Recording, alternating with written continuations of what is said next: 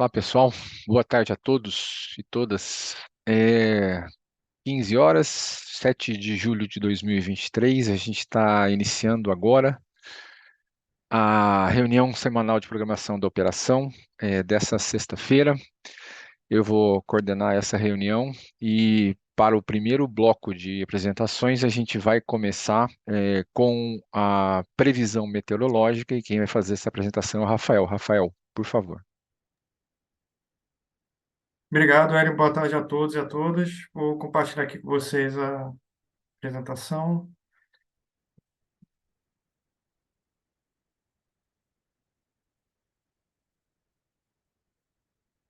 Pronto, acho que já carregou aqui, né? Tá ok, Rafael, pode seguir. Certinho. Vamos começar então com a previsão meteorológica. Aqui nesse primeiro slide, uma animação com as imagens de satélite, mostrando aí o comportamento aí a condição atmosférica ao longo da semana.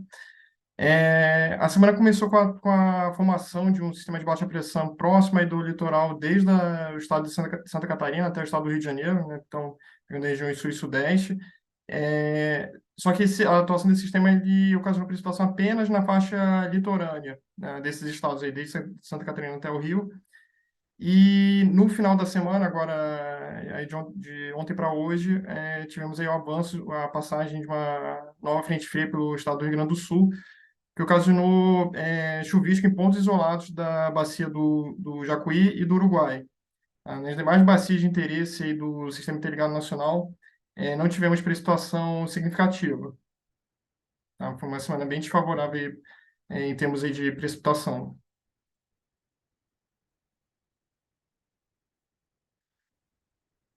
Nesse slide temos a média da temperatura máxima observada aí na semana passada, de 24 a 30 de junho, e na semana atual, é, de sábado até o dia de hoje. E a gente observa que uma expansão dessas áreas em azul, que sinalizam temperaturas um pouco mais baixas, principalmente no leste da região sul e na região mais próximo do litoral e da região sudeste. Muito aí devido aí muito por conta da atuação do sistema de baixa pressão no começo da semana, que ajudou a manter as temperaturas num patamar um pouco mais baixo aí nas capitais de Florianópolis, Curitiba, São Paulo e Rio de Janeiro. Então, a principal diferença aí que chama mais atenção aí, de mudança em comparação com a semana anterior é essa expansão aí das áreas com temperaturas um pouco mais baixas aí na faixa leste aí do sul e na faixa mais próxima do litoral da região sudeste. Nas demais áreas do país não teve nenhuma mudança significativa, né? Comportamento bem parecido com o da semana anterior.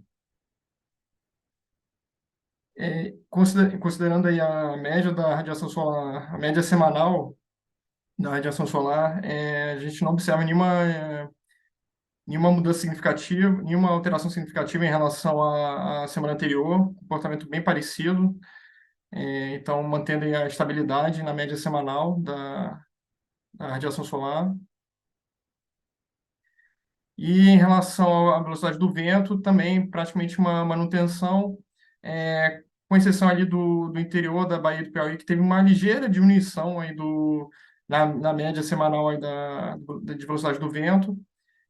Ainda assim, tivemos foram observados recordes aí de geração eólica, tanto geração instantânea como na geração média, no dia 4 de julho, né, na terça-feira, né, que foram observados esses recordes aí de geração. Então, de um modo geral, permaneceu aí no patamar elevado aí a média semanal da velocidade do vento.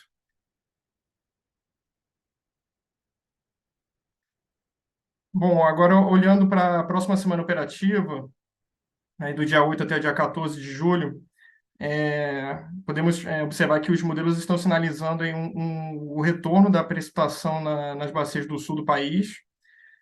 Os modelos eles concordam que os maiores totais devem ocorrer nas bacias, principalmente nas bacias do Jacuí e do Uruguai, tá? Mas também tem previsão de precipitação no Iguaçu, no trecho incremental, usina de Itaipu, mais próxima aí ao Lago de Itaipu, no Paranapanema e de forma pontual na cabeceira do Rio Tietê, tá? No Alto Tietê. Isso por conta da passagem de uma nova frente fria e a partir da terça-feira, tá? A passagem dessa frente aí pelas regiões sul e sudeste do país. Então, a expectativa é de que tenhamos precipitação acima da média para as bacias do Jacuí e do Uruguai e próximo à média aí nas demais bacias de interesse aí do SIM.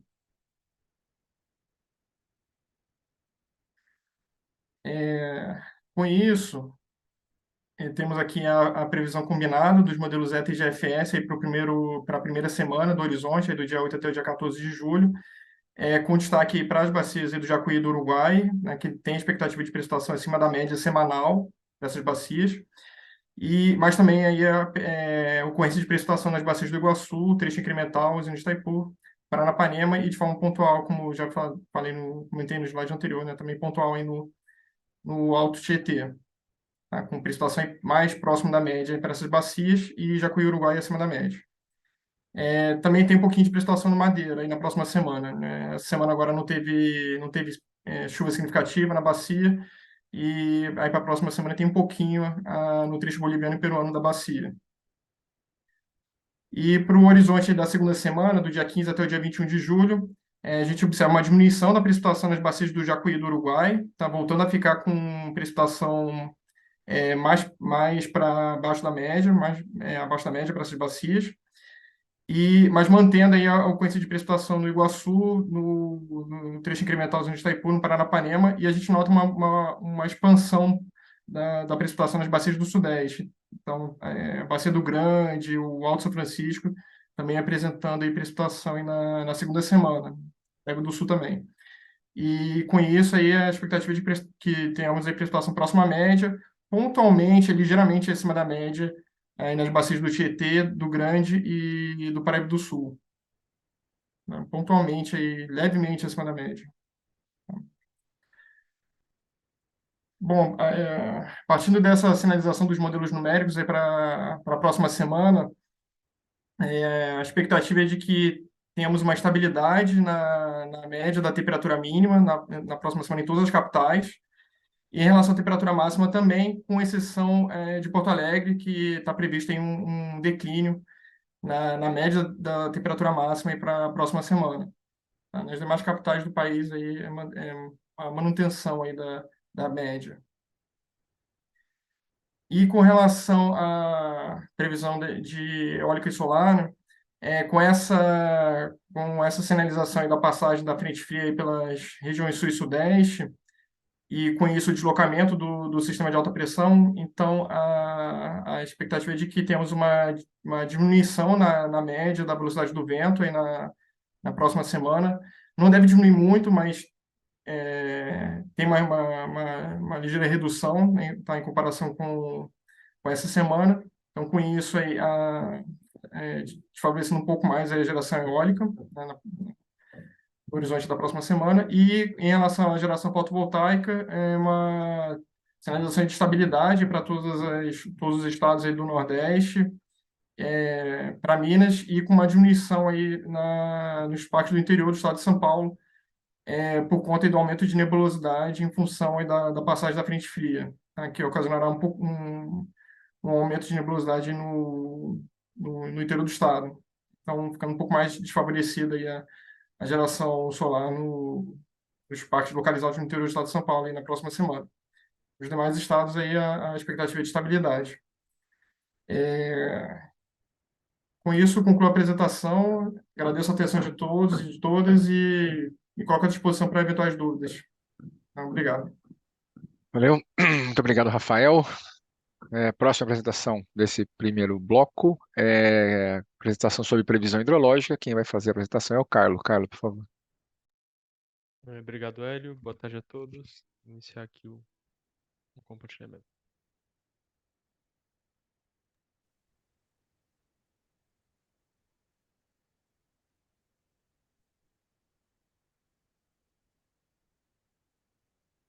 Então, apresentando agora os resultados da previsão hidrológica para revisão do PMO de julho. Iniciando com a previsão aqui de precipitação para as próximas semanas para as bacias do Grande, Paranaíba, Paraná e Paranapanema. Vemos aqui então para a bacia do Rio Grande um maior volume de precipitação a partir aqui do dia 13, ficando até o final do horizonte.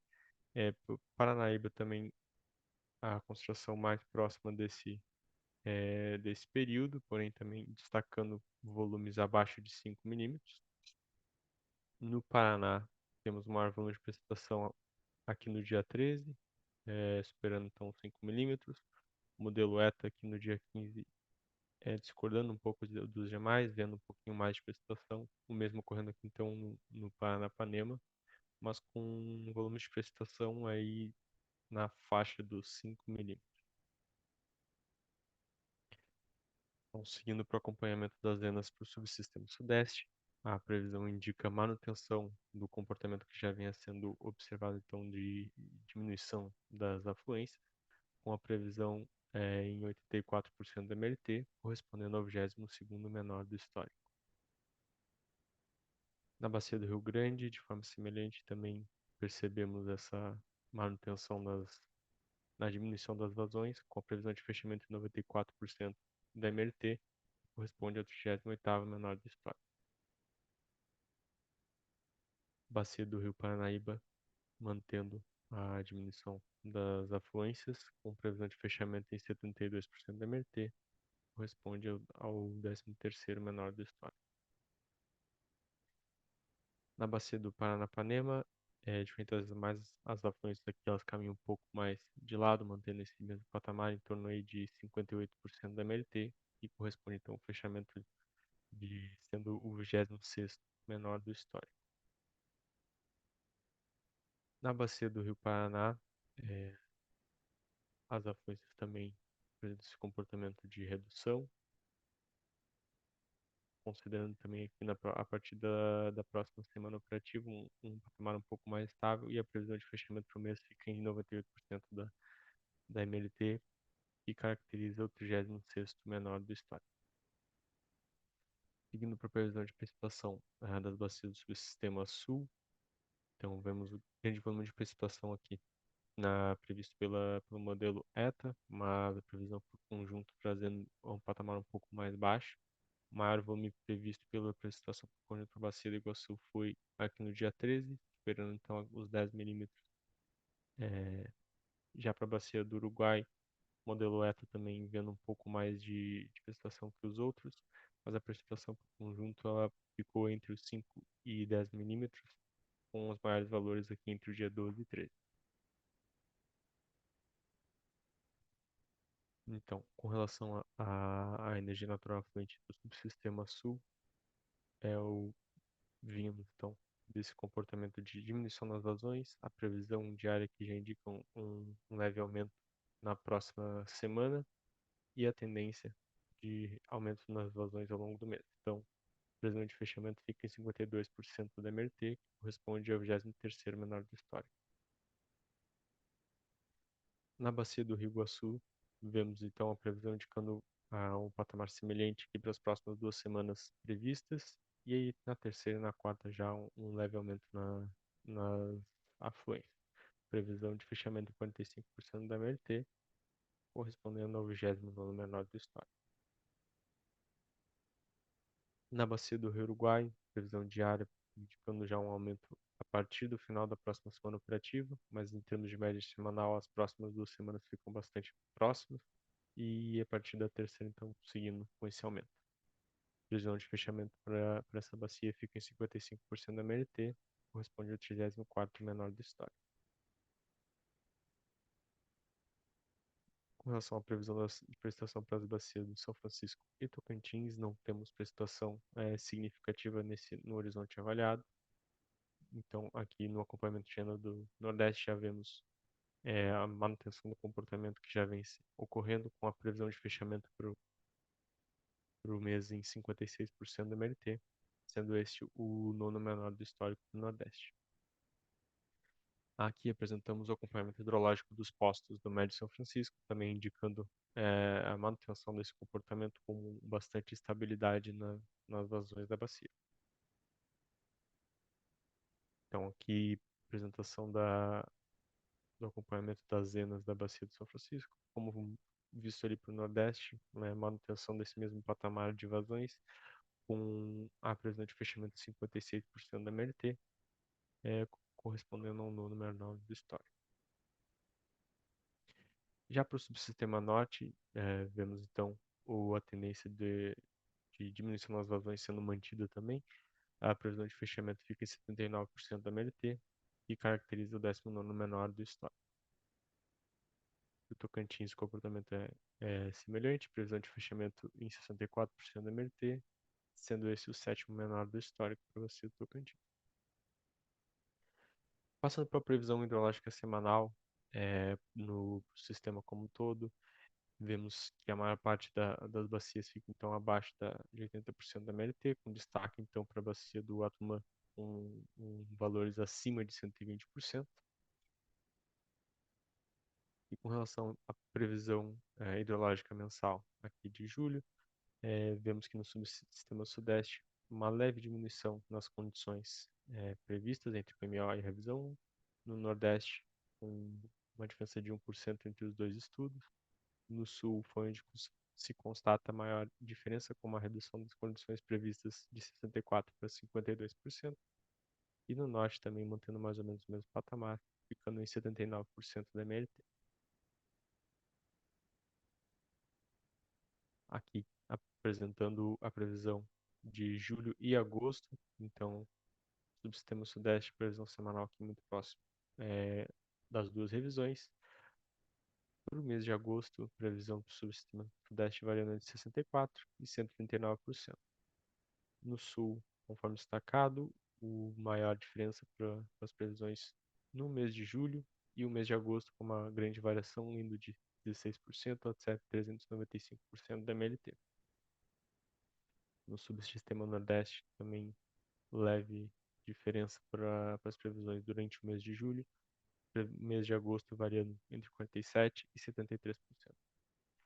No subsistema norte, temos também o mês de julho muito próximo e o mês de agosto variando entre 61% e 100% da MLT. Passando então a apresentar a evolução do armazenamento aqui dos subsistemas, temos que o subsistema norte é o que possui maior energia armazenada, então com 97%, e os outros subsistemas com armazenamentos muito próximos aqui entre 83% e 87%. Aqui apresentamos alguns dos armazenamentos de aproveitamentos de importância para o Sistema Interligado Nacional, com os aproveitamentos que apresentam maior energia armazenada sendo aqui Furnas e Itumbiara, ambos com 99%. E temos aqui Embarcação e Nova Ponte com valores próximos aqui de 78%. Com isso, eu encerro aqui a apresentação sobre a previsão hidrológica. Fico à disposição para qualquer questionamento e devolvo a palavra para você, Ed. Obrigado. Valeu. Muito obrigado, Carlos, pela apresentação. Dando sequência, a terceira e última apresentação desse primeiro bloco, a apresentação sobre operação hidráulica. Quem vai fazer essa apresentação é a Maria. Maria, por favor. Obrigada, Hélio. Boa tarde a todos. Vou iniciar aqui o compartilhamento. Bom, vou trazer um pouco dos destaques da operação hidráulica essa semana, né? Começando aqui com as salas da ANA. De fato, essa semana, assim, o de destaque da operação hidráulica, a gente só vai trazer aqui para vocês os principais pontos, né, da sala da ANA que aconteceu no dia 4, que foi a sala de acompanhamento do Rio São Francisco. As demais salas que estão vigentes no momento, que o ONS faz apresentações rotineiramente, né, são as salas do Tocantins, do Paranapanema e da região sul, e nos grupos de acompanhamento do Paraíba do Sul, mas que essa semana não teve nenhuma reunião. Aqui, pela agenda, né, a gente tem do Paranapanema, a próxima reunião no dia 25 desse mês, né, o São Francisco aconteceu agora no dia 4, terça-feira, a próxima vai ser só no início de agosto. A da região sul terá a próxima sala no dia 19 e do Tocantins, a próxima vai ser, desculpa, tá um pequeno equívoco aqui, né? Vai ser no final desse mês de julho. Os destaques que a gente traz aqui da sala que aconteceu, né, na terça-feira da região de São Francisco, a gente traz aqui a perspectiva, né, de operação dos reservatórios nos próximos 2 meses, né, é, julho e agosto, e a perspectiva de evolução do volume dos reservatórios, né? Então, o cenário de vazão adotado para a simulação foi, né, considerando o período do início de julho, né, o mês de julho inteiro, de 4 de julho até 31 de agosto, para Três Marias, um cenário médio de 69% da MLT, e para Sobradinho, para evasão incremental, a gente teve um cenário médio de 48% da MLT. Quanto à política de defluência, né, para julho a gente tem 630 e para agosto 680, né, tem um pequeno equívoco aqui no título dos meses, mas para Sobradinho, para julho, né, e agosto, 1.200 e para Xingó permanece minimizado em todo esse período. Então, essa é a perspectiva de operação, né, junto com as vazões que foram é, obtidas, né, a previsão de cenário de evasão nessa média que eu apresentei para vocês, a gente tem a perspectiva de evolução aqui dos relatórios, né? Então, para a usina de Três Marias, ela iniciou o mês de julho agora com 94,4%, a perspectiva é que haja um depressionamento chegando até o volume de 76,5% no final do mês de agosto. E para o reservatório de Sobradinho, ele parte de um volume de 78,8%, né, e chega até 69,4%, né, no início do mês de setembro, no final do mês de agosto. E o sistema equivalente, né, considerando também o reservatório de Itaparica, está partindo de um volume acumulado de 84,8% e chegando até um volume de 72,1%. Então, da Saldanha, assim, o principal destaque, né, como é que isso vai ocorrer a operação, né, e a perspectiva de evolução do volume desses principais reservatórios na bacia, e sem mais nenhum destaque adicional. Então, da operação hidráulica, era essa a informação principal que eu tinha para trazer. Eu fico à disposição para eventuais dúvidas e te devolvo a palavra, Hélio. Obrigada. Valeu, Maria. Obrigado pela terceira e última apresentação desse primeiro bloco. A gente vai agora para o nosso primeiro intervalo de 5 minutos e a gente retorna logo após esses 5 minutos para responder eventuais questões e para dar sequência a essa reunião semanal. Até daqui a pouco. Olá a todos, boa tarde novamente. Já agradecendo as perguntas que foram feitas ao longo desse primeiro bloco e desse primeiro intervalo, elas serão respondidas nas sessões, após as sessões pertinentes, né? E até lá, a gente vai dar início aqui às apresentações desse segundo bloco. E a primeira apresentação desse segundo bloco vai ser previsão de carga para programação diária e acompanhamento diário semanal. Quem vai fazer a apresentação é o Evandro. Evandro, por favor. Obrigado, bom dia. Compartilhando a tela. A tela presente.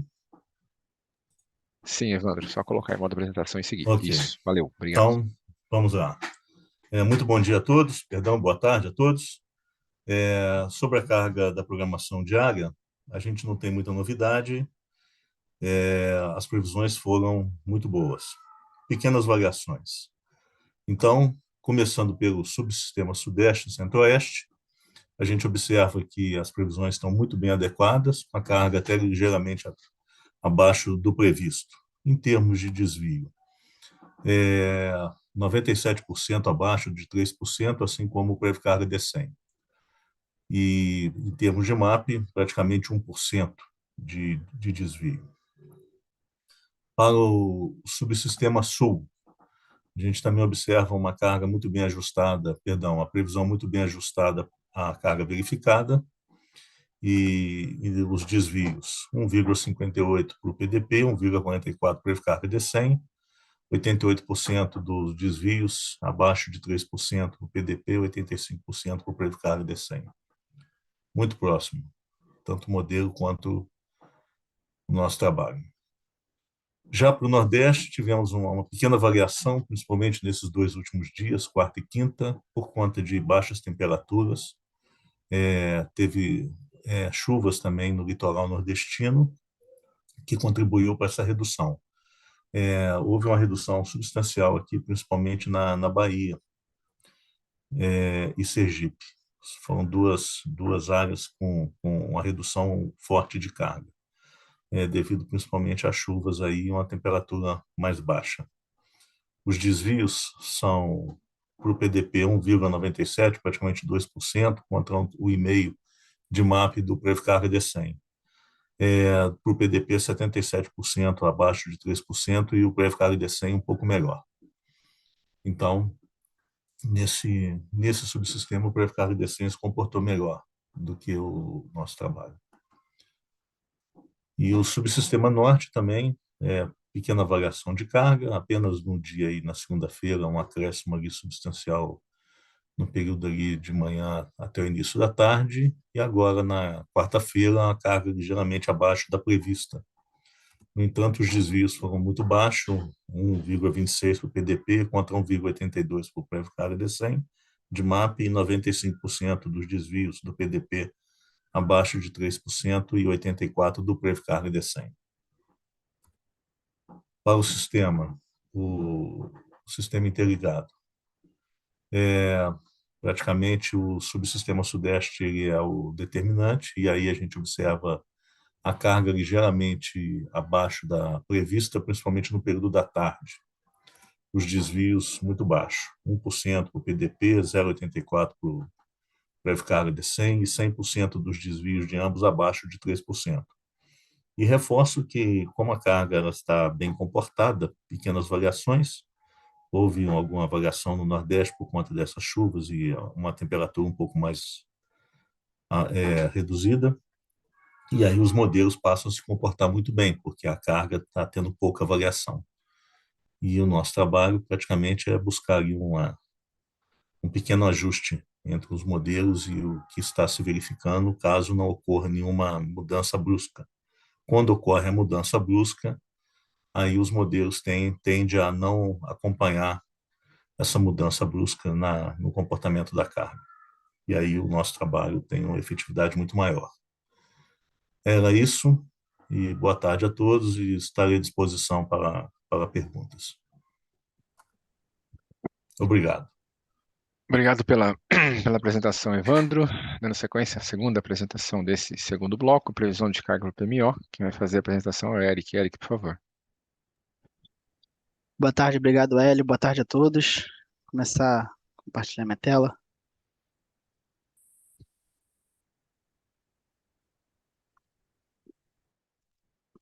Bom, acredito que todos já estejam vendo minha tela. Continuar no assunto de previsão de carga, agora no âmbito semanal. Começar pelos destaques econômicos, que embasaram nossas previsões. De acordo com a Fundação Getúlio Vargas, o índice de confiança do empresário industrial ele avançou 1,2 ponto no mês de junho, ultrapassando a barreira dos 50 pontos e chegando a 50,4 pontos, que demonstra uma melhora na confiança no setor industrial. E veio acompanhada também de uma melhora no índice de confiança da indústria, que subiu 1,1 ponto também no mês de junho. E adicionalmente, foi observada uma recuperação também na confiança do consumidor, em todas as faixas de renda, com um avanço de 4,4 pontos na percepção atual e um aumento de 3,6 pontos nas expectativas para os próximos meses. Agora os destaques meteorológicos para a próxima semana operativa. No subsistema Sudeste, Centro-Oeste e Sul, são esperadas que as temperaturas tenham médias levemente superiores às observadas na semana atual, devido a essa semana as temperaturas terem se apresentado mais amenas em relação às observadas nas últimas semanas. Com exceção de Porto Alegre, que na próxima semana deve ocorrer uma redução nas temperaturas em relação à semana em curso. E um destaque também para esses dois subsistemas é a expectativa de ocorrência de precipitação em toda a semana operativa nas capitais Porto Alegre e Florianópolis. Nos subsistemas Nordeste e Norte, são esperadas condições de estabilidade em relação ao comportamento das últimas semanas, com destaque para a leve redução nos totais de precipitação, tanto em Salvador quanto em Fortaleza para a próxima semana. Bom, passando agora para o acompanhamento da carga por subsistema, começando pelo subsistema Sudeste Centro-Oeste. Durante a semana atual, como foi falado anteriormente, houveram reduções consideráveis nas temperaturas, principalmente em São Paulo e no Rio de Janeiro, onde as temperaturas verificadas chegaram a apresentar um desvio de até 4 graus em relação às previsões que tínhamos na semana passada, quando fizemos as previsões. E, bom, essas reduções de temperaturas ocasionaram um impacto na carga, que apresentaram um desvio de menos 4,8% em relação à previsão realizada na última semana no PMO, sendo estimado o fechamento dessa semana em 37.630 megawatts médio. E como para a próxima semana, o cenário é bem semelhante ao verificado nessa semana, com leve aumento de temperatura, principalmente em São Paulo. Realizamos ajuste em todas as próximas semanas de previsão. Na próxima semana, ajustamos o valor de 3% para baixo, em relação à previsão que foi realizada no PMO. E para as demais semanas operativas do mês, da terceira semana até a quinta semana, foi realizado um ajuste menor, pois não temos sinalizações meteorológicas para esse período ainda. Então, foi realizado um ajuste menor na ordem de 2% para baixo. E integralizando o mês de julho para o Sudeste e Centro-Oeste, o fechamento estimado do mês está em 38.880 megawatts médio, apresentando assim um desvio de menos 2,8% em relação à previsão original do PMO. Passando agora para o Sul, subsistema Sul, a semana em curso, as previsões vieram bem ajustadas de acordo com a carga verificada, sendo estimado o fechamento da semana em 12.061 megawatts médio, apresentando desvio de apenas 0,5% em relação à previsão realizada na última semana. E como a carga veio bem ajustada, não foi realizado nenhum tipo de ajuste nas demais semanas operativas do mês, e com isso o fechamento estimado do mês de julho no Sul está em 12.238 megawatts médio, apresentando um valor bem próximo da nossa previsão original do PMO, com desvio de apenas 0,1% para cima. Chegando agora ao Nordeste, a semana em curso apresentou um desvio de menos 2% em relação à nossa previsão realizada na semana anterior, muito em função das chuvas ocorridas na região. E para a próxima semana operativa, foi realizado um leve ajuste na carga, na nossa previsão, de menos 0,7%. E para as demais semanas operativas do mês, da terceira à quinta semana, não foi realizado nenhum tipo de ajuste. E com isso, o fechamento estimado do mês para o Nordeste está em 11.641 megawatts médio, apresentando assim um desvio de menos 0,6% em relação à previsão original do PMO. Chegando ao último subsistema, o subsistema Norte, a semana em curso, assim como o Sul, veio bem ajustada de acordo com a nossa previsão, sendo estimado o fechamento em 7.162 megawatts médio, com desvio de apenas menos 0,6% em relação à previsão realizada na semana anterior. E como a carga veio bem ajustada, não realizamos nenhum tipo de ajuste nas semanas 2 até a semana 5. Com esse, o fechamento do mês estimado está em 7.270 megawatts médio, valor bem próximo da nossa previsão original do PMO, apresentando um desvio de apenas menos 0,1%. Totalizando agora o Sistema Interligado Nacional, a semana em curso, muito impactada pelo desvio verificado no subsistema Sudeste e Centro-Oeste, está apresentando um desvio na carga estimada da semana de menos 3% em relação à nossa previsão realizada na última semana, sendo estimado o fechamento em 68.302 megawatts médio. E com a semana atual estimada e as próximas semanas previstas, a totalização do mês de julho para o Sistema Interligado Nacional está em 70.029 megawatts médio, que fechando esse valor apresentará um desvio de menos 1,7% em relação à nossa previsão original do PMO. Com isso, encerro a apresentação. Devolvo a palavra a você, Hélio. Muito obrigado a todos. Boa tarde. Valeu, Eric, obrigado pela apresentação. Finalizando aqui agora esse segundo bloco de apresentações, a gente tem uma dobradinha aqui do João Pedro, que vai fazer duas apresentações em sequência. A primeira é sobre resultados do PMO e depois sobre intervenções energéticas relevantes. João, por favor.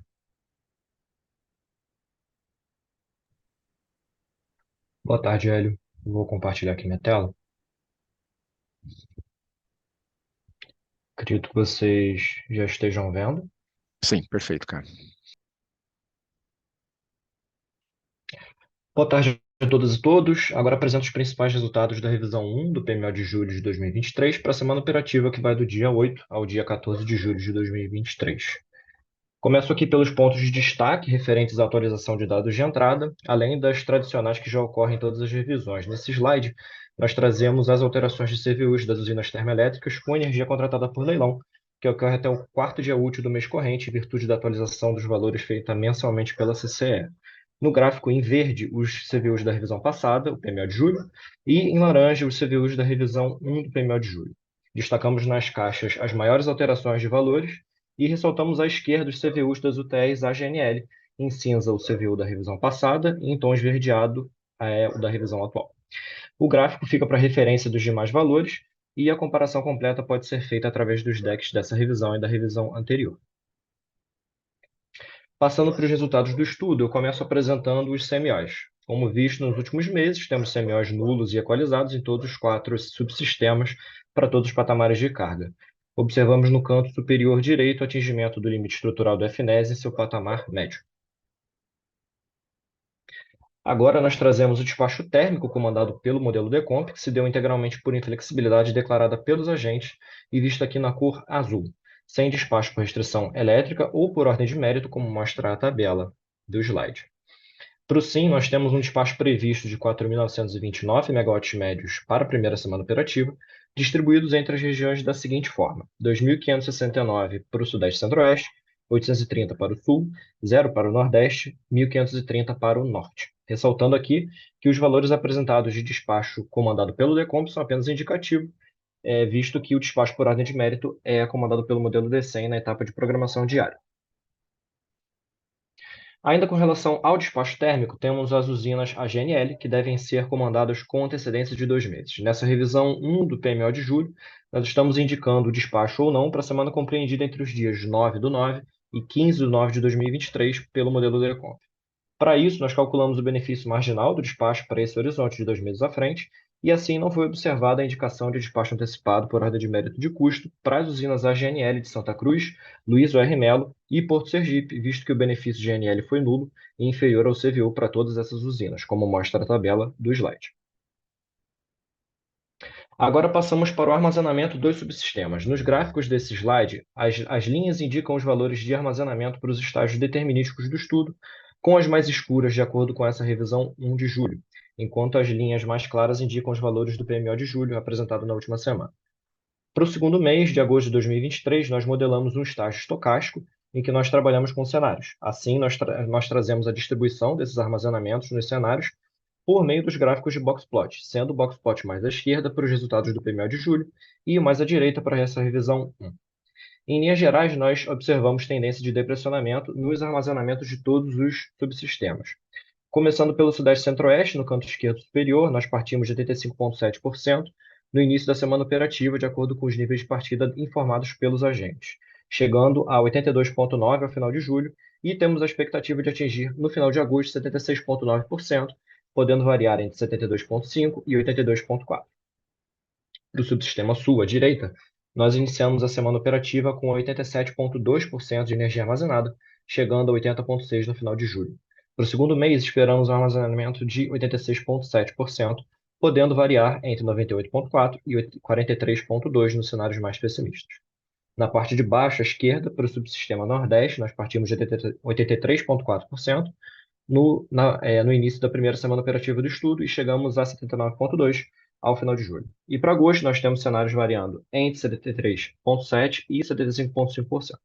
Para o subsistema Norte, a semana operativa se inicia com 96,2% de energia armazenada, devendo chegar a 95,1% ao final de julho, e ficando entre 90,6% e 91,3% ao final de agosto. Por fim, com relação à importação de energia, não houve recebimento de ofertas de importação pelo Uruguai e pela Argentina para a próxima semana operativa. Passados os resultados da revisão 1 do PMO de julho de 2023, nós vamos agora às intervenções energéticas relevantes. O critério de relevância adotado seleciona intervenções em unidades geradoras que alteram limites sistêmicos ou que sejam realizados em UGs de grande porte. Assim, para o período entre 8 e 14 de julho, começando pelo subsistema Sudeste Centro-Oeste, nós temos intervenções em embarcação, na UG4, entre 10 e 24 de julho, na UG3, diariamente, entre 10 e 14 de julho, e paradas diárias na UG2 durante os ensaios na UG3. Em Itaipu 60 Hz, temos manutenções preventivas na UG18, no dia 8 de julho, e na UG18A, entre 9 e 10 de julho. No norte, nós temos manutenções preventivas na UG1 de Peixões de Cal entre 10 e 14 de julho e na UG2 de Canabrava entre 10 e 28 de julho. Temos também intervenção na UG7 de Estreito entre 10 e 30 de julho. Para os subsistemas Sul e Nordeste, nós não selecionamos intervenções relevantes para trazer nesse fórum.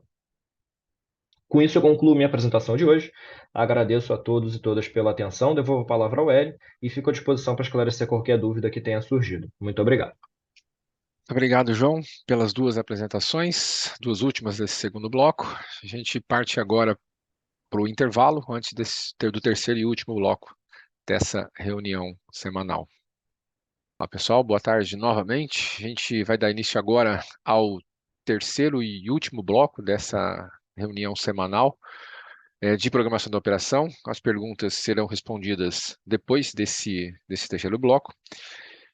E para começar, a primeira das duas apresentações desse bloco, sobre limites elétricos municipais e intervenções elétricas, Fernando, por favor.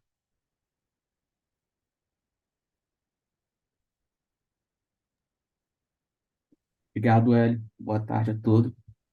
Então, começando agora essa parte da apresentação. Começando aqui, a primeira intervenção que a gente tem para a próxima semana operativa. É uma intervenção na linha de 500 kV Colinas de Miracema, circuito 1, que vai ocorrer aí no dia 9/7, domingo, das 7 às 17, para a substituição do transformador de potencial capacitivo. Então, para que o sistema suporte perdas simples e duplas na interligação norte-sudeste, a gente deverá manter o FNES menor ou igual a 7.000 megawatts. Próxima intervenção, numa linha de transmissão de 765 kV de Vaiporã e Itaberá, circuito 3, que vai ocorrer aí no dia 10/7, segunda-feira, das 8 às 16, para manutenção preventiva de disjuntor, chaves seccionadoras e chave terra. Então, para que o sistema suporte dinamicamente a perda dupla de Vaiporã e Itaberá, deverá ser adotado um RSE menor ou igual a 9.000 megawatts e um RSUL de menor ou igual a 11.000 megawatts. Temos também intervenção aqui no banco de capacitores séries da SI Vaiporã, que vai ocorrer no dia 13/7, quinta-feira, das 7h30 às 16h30, para o reparo no alarme dispositivo do banco capacitor, certo? Então, para manter a integridade do SIM, para perdas duplas no eixo ali entre Foz do Iguaçu e Vaiporã de 765 kV, a gente deverá manter a IGPU menor que 6.600 megawatts e reduzir o limite de RSE em 1.000 megawatts. É a próxima intervenção, que é o Bipolo 2, 600 kV e via 1 na Foz do Iguaçu, que vai ocorrer nos dias 8 e 9/7, sábado e domingo, das 7h30 às 16h30, onde serão realizadas medições de resistência, corrente e potencial após o reparo no eletrodo de terra.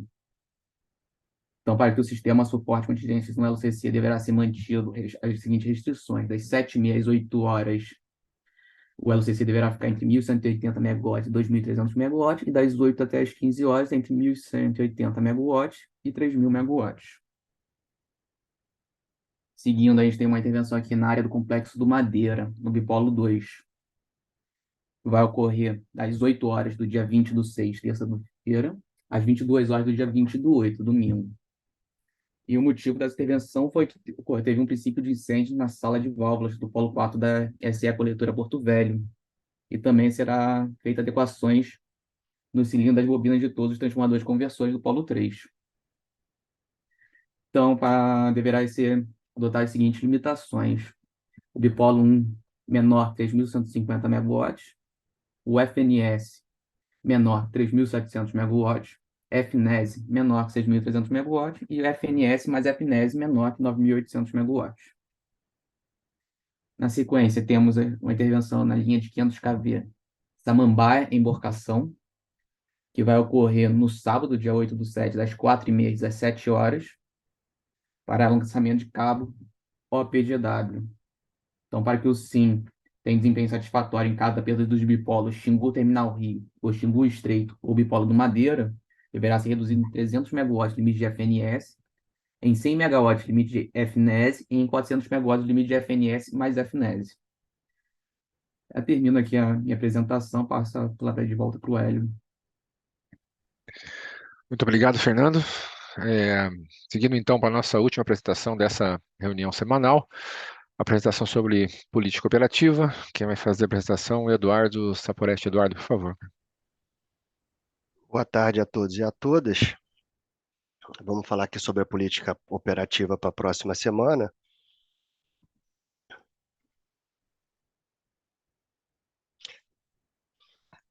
De 1/7 a 7/7, abordando o acompanhamento do DCEM na programação diária. Como a gente pode Eduardo, ver, você está compartilhando, cara? Eu não estou vendo, sou só eu. vamos...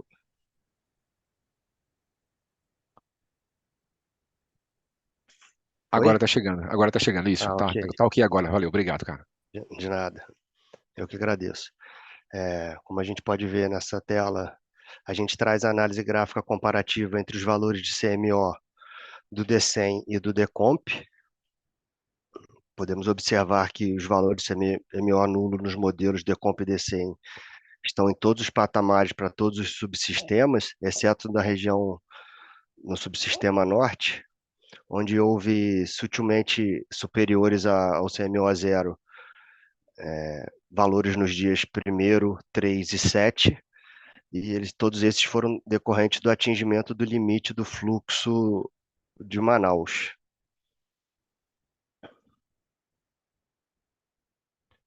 Trazemos aqui no próximo slide os resultados do CMO por barra durante uma meia hora, a meia hora das 17 do dia 7/7, e vale destacar que apenas 30% do total de barras do SIM são representadas nesse gráfico, e observa-se que os CMOs estão equalizados em todos os subsistemas, exceto na região norte, devido ao atingimento do limite do fluxo do F Manaus também, do fluxo de Manaus, né?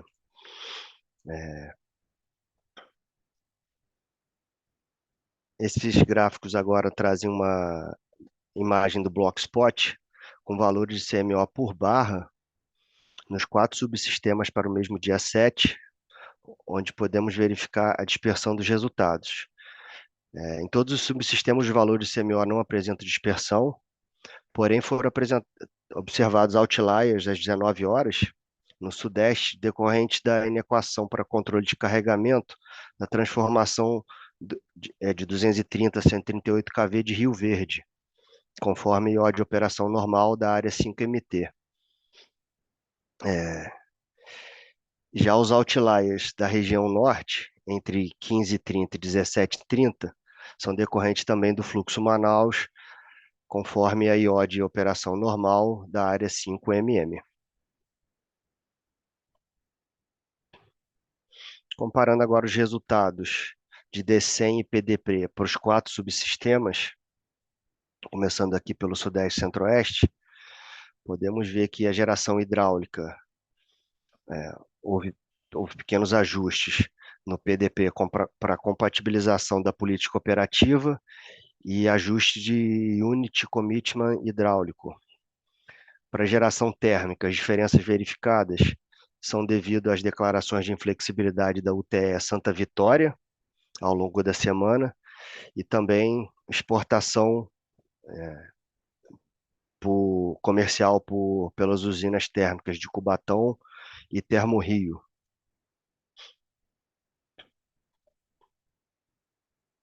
Para o sistema sul, observamos desvios na geração hidráulica devido à necessidade de ajuste para a compatibilização da política operativa e Unit Commitment hidráulico. Com relação às térmicas do sul, os desvios se devem ao fato de, ao longo da semana, ter havido declaração de inflexibilidade para o UTE Jorge Lacerda A230, Jorge Lacerda B e C e o UTE Figueira.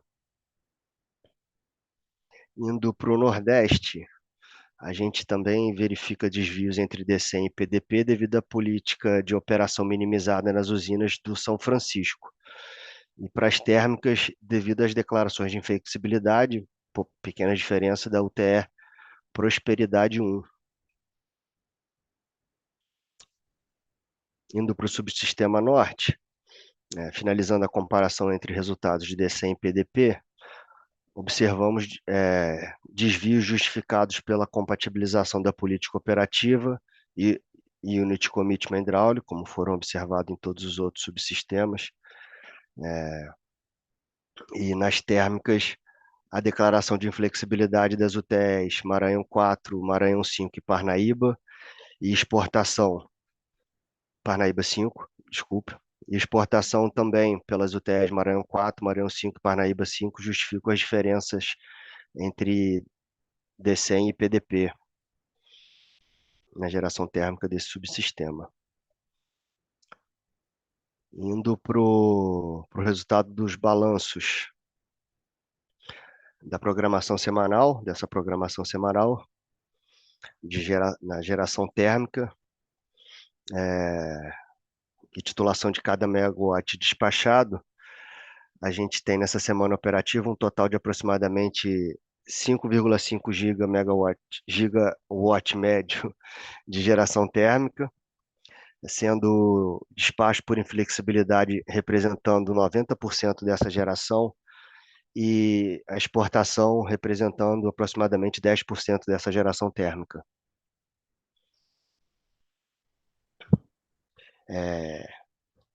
Com relação ao intercâmbio internacional, podemos observar que houve exportação de energia por térmicas para o sistema uruguaio e argentino, e também houve exportação de energia comercial por usinas hidrelétricas com energia vertida turbinável durante toda a semana.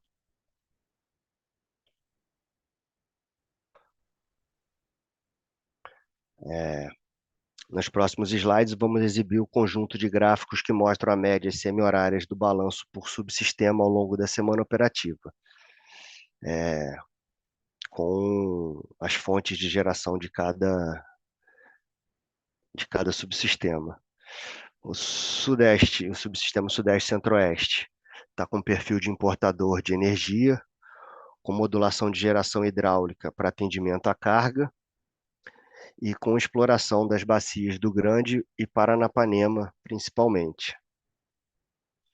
Para o Sul, a gente tem um perfil majoritariamente importador de energia, com modulação de geração hidráulica para atendimento à carga, com exploração das bacias do Iguaçu e Uruguai sempre que possível, visando redução de EVT. Indo para o Nordeste está exportador de energia durante todos os períodos devido à predominância de geração eólica. Utilização minimizada dos recursos da Bacia do São Francisco, respeitando as restrições hidráulicas e elétricas. E para o Norte, finalizando o balanço, nota-se uma elevação gradual de disponibilidade hidráulica nos horários de ponta. E seguimos explorando esse recurso conforme possibilidade de alocação. Vamos agora aqui para uma ilustração do balanço médio semanal da programação.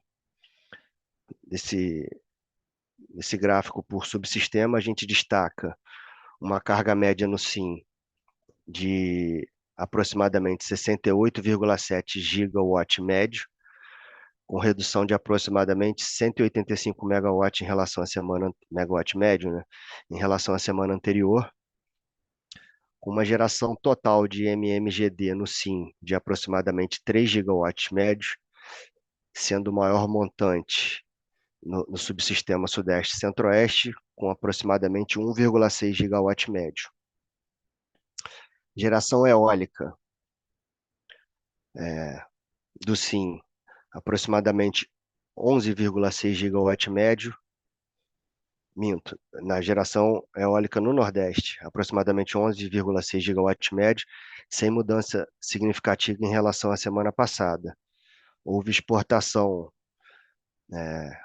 pelos bipolos do Madeira em torno de 2,76 gigawatt médios e pelos bipolos do Xingu em aproximadamente 2,46 gigawatts médios. No subsistema Sul, o subsistema Sul continua com perfil importador de energia, com um montante aproximado de 2,7 gigawatts médio. A exportação comercial de energia com o Uruguai e a Argentina foi de aproximadamente 448 megawatts médios para o Uruguai e 1.616 megawatts médios para a Argentina. E por último, a geração em Itaipu foi nessa semana operativa de aproximadamente 6,7 gigawatts médio, com redução de aproximadamente 700 megawatts médios em relação à semana passada.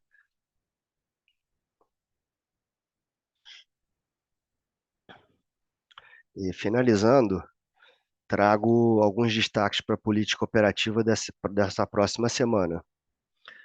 Para o subsistema Sudeste Centro-Oeste, vamos fazer uma operação hidráulica visando recuperação dos armazenamentos das cabeceiras do Paranaíba e exploração dos recursos nas bacias do Grande e do Paranapanema e a foz do Paranaíba, conforme possibilidade de alocação na carga, além de exploração de disponibilidade das usinas do Rio Madeira.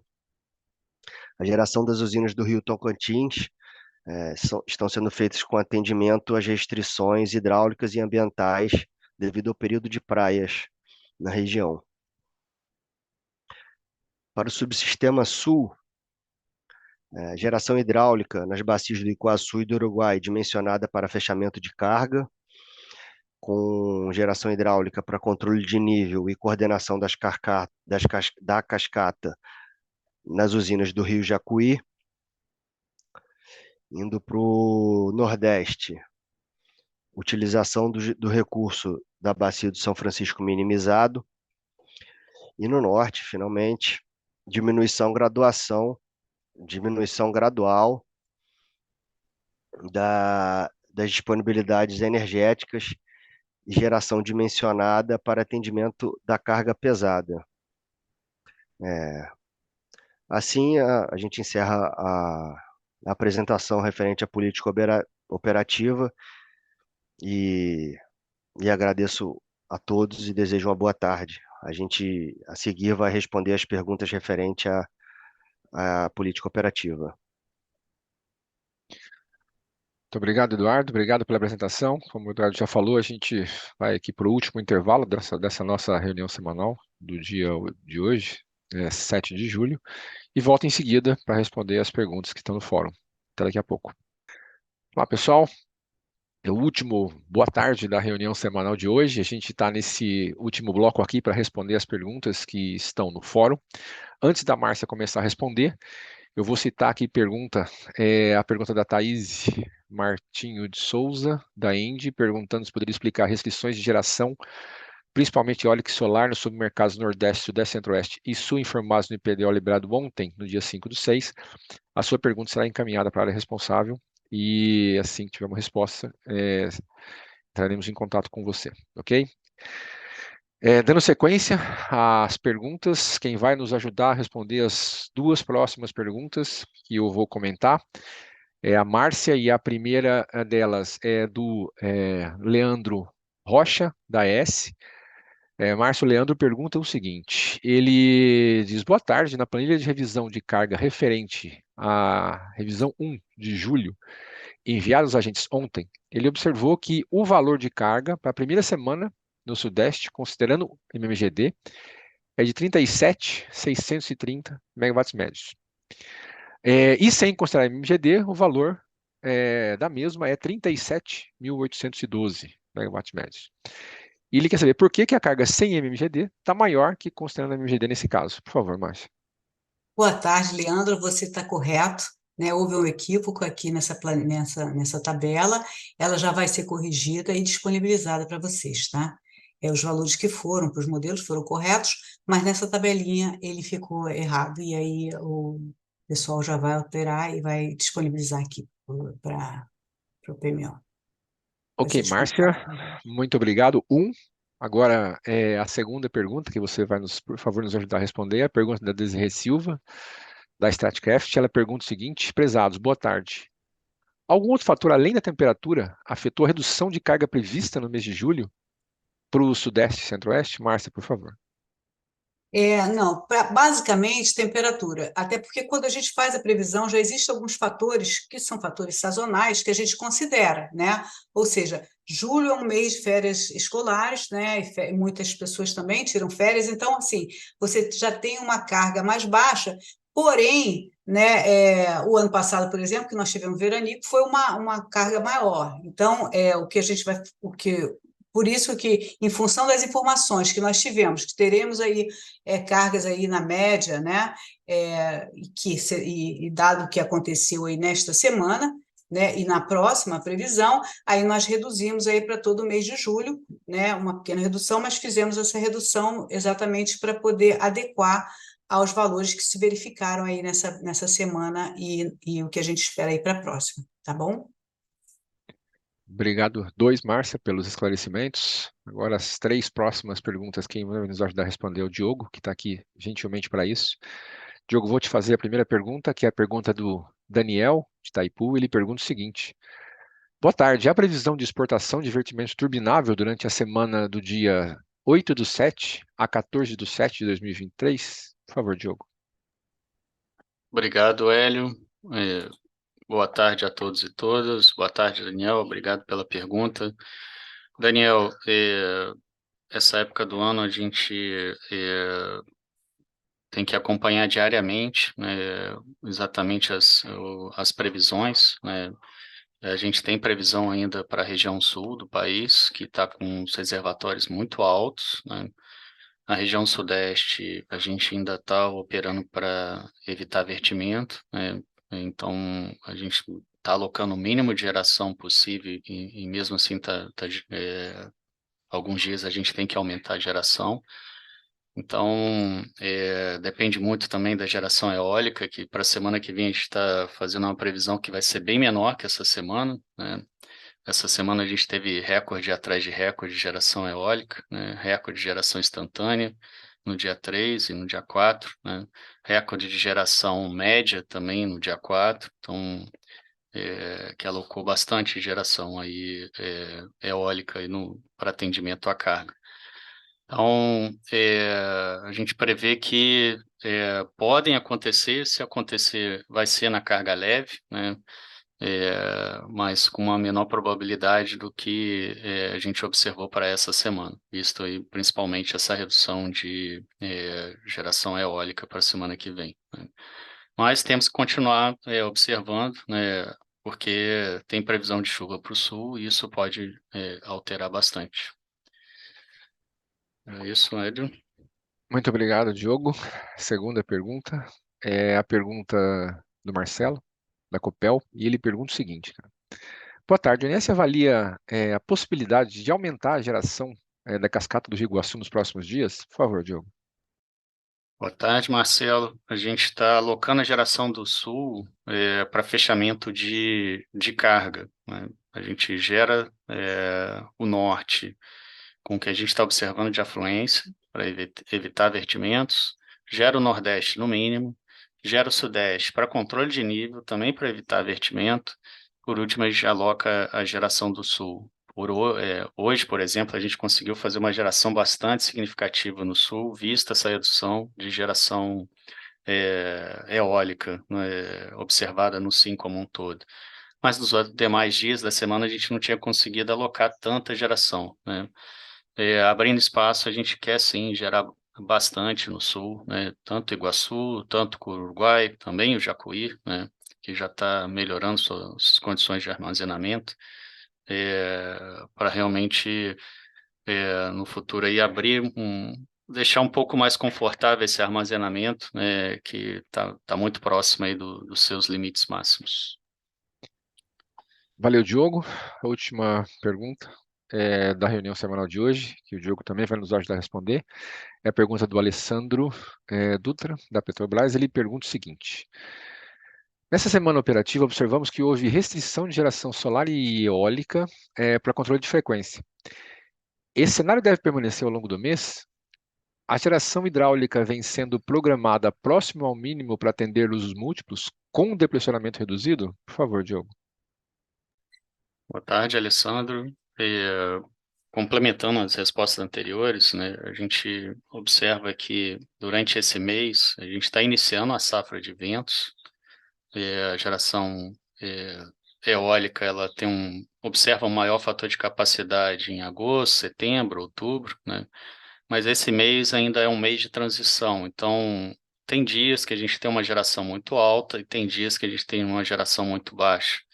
Então, os dias que a gente observou corte de geração, principalmente no meio da tarde, né, foram dias que a gente teve recorde de geração ou próximo de recorde, né? Então, não dá para a gente prever que a gente vai continuar realmente. Esses cortes ocorrerão mais vezes ao longo do mês de julho, né? Mas o que a gente pode realmente garantir é que a gente está fazendo uma operação hidráulica o mínimo possível, né? Realmente para fazer o controle de nível aí dos reservatórios hidráulicos, né? E evitar um desperdício aí de investimentos. É isso, ele. Valeu, Diogo, muito obrigado pelos 3 últimos esclarecimentos, as 3 últimas perguntas. Dessa forma, a gente finaliza a reunião semanal de programação da operação de hoje, dia 7 de julho. Desejando a todos aí uma boa tarde, um bom final de expediente, um bom final de semana, e a gente volta a se encontrar na semana que vem. Boa tarde a todos.